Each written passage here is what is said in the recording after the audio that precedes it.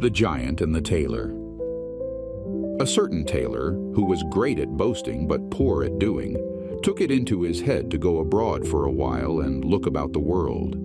As soon as he could manage it, he left his workshop and wandered on his way, over hill and dale, sometimes hither, sometimes thither, but ever on and on. Once when he was out, he perceived in the blue distance a steep hill, and behind it a tower reaching to the clouds, which rose up out of a wild, dark forest. "Thunder and lightning!" cried the tailor. "What is that?"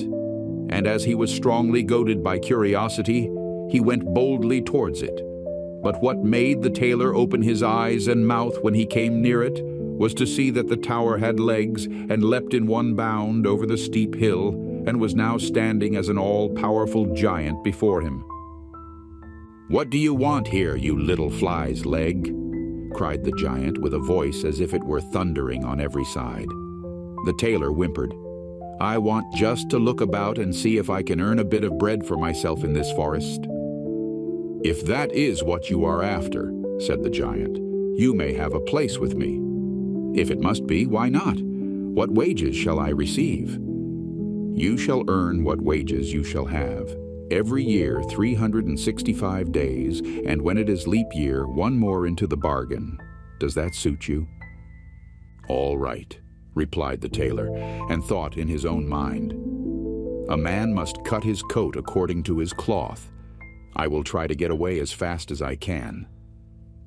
On this, the giant said to him, "Go, little ragamuffin, and fetch me a jug of water." "Had I not better bring the well itself at once, and the spring too?" asked the boaster, and went with the pitcher to the water. "What? The well and the spring too?" growled the giant in his beard, for he was rather clownish and stupid and began to be afraid. "That knave has a wizard in his body. Be on your guard, old Hans. This is no serving man for you." When the tailor had brought the water, the giant bade him go into the forest and cut a couple of blocks of wood and bring them back. "Why not the whole forest at once, young and old, with all that is there, both rough and smooth?" asked the little tailor, and went to cut the wood. "The whole forest, young and old, with all that is there, both rough and smooth, and the well and its spring too," growled the credulous giant in his beard, and was still more terrified. "The knave can do much more than bake apples, and has a wizard in his body. Be on your guard, old Hans. This is no serving man for you." When the tailor had brought the wood, the giant commanded him to shoot 2 or 3 wild boars for supper. "Why not rather 1,000 at one shot and bring them all here?" inquired the ostentatious tailor. "Nay," cried the timid giant in great terror. "Set well alone tonight, and lie down to rest." The giant was so terribly alarmed that he could not close an eye all night long for thinking what would be the best way to get rid of this accursed sorcerer of a servant. Time brings counsel.